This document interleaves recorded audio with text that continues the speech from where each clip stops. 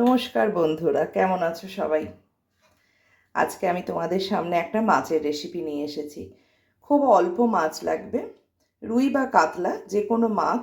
আমি দোকান থেকে মাছের বাজার থেকে মাছের দাদাকে যিনি কেটে দেন ওনাকে বলেছিলাম যে 2-3টে পেটিকে আমার এরকম ছোট ছোট পিস করে কেটে দিতে, আর যতটা সম্ভব কাঁটাগুলো ওখান থেকে বার করে দিয়েছে। আর মোটামুটি সবই বার করে দিয়েছি। একটু বড় মাছ হলে তার কাঁটাগুলো তো বার করা সোজাই হয়। আর এর জন্য আমার লাগবে হচ্ছে পেঁয়াজ।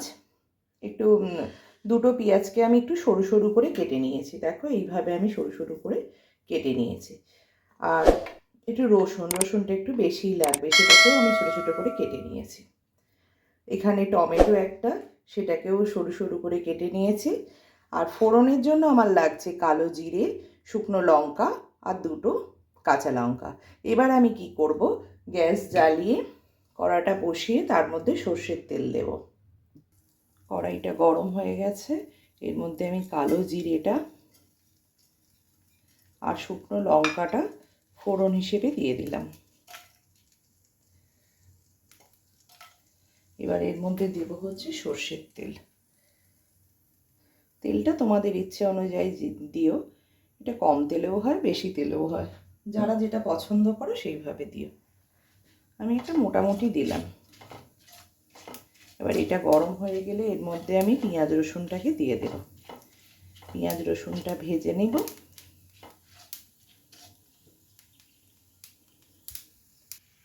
পেঁয়াজ আর রসুনটাকে একসাথেই দিয়ে দিলাম। দিয়ে এগুলোকে একটু হালকা করে ভাজা ভাজা করে নেব।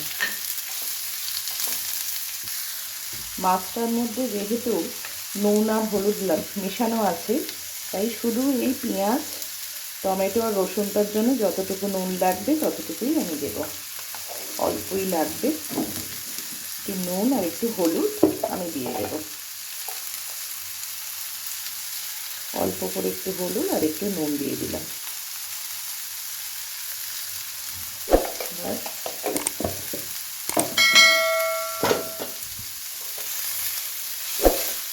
পেঁয়াজটা মোটামুটি ভাজা হয়ে এসেছে। এবার এর মধ্যে দেব হচ্ছে টমেটোটা।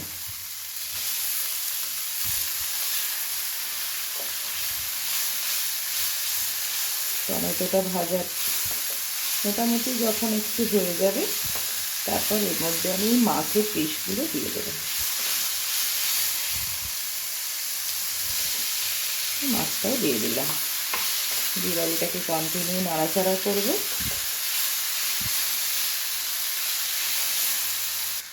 মাছটা দেবার পর এই লঙ্কা দুটোকেও আমি চিড়ে এর মধ্যে দিয়ে দিলাম। গ্যাসটাকে কিন্তু আমি একদম সিম করে দিয়েছি। দিয়ে এবার একটু ঢাকা দিয়ে কিছুক্ষণ রেখে দেব। দেখো মোটামুটি কিন্তু আমার মাছগুলোও সিদ্ধ হয়ে গেছে, ওই জন্য এই যে ভেঙে যাচ্ছে। এইভাবে মাছগুলোকে একটু ঘেঁটে দেব। টমেটোটাও সিদ্ধ হয়ে এসেছে, সবই আমার মোটামুটি হয়ে গেছে। এবার আরেকটু নাড়াচাড়া করে নামিয়ে নেব।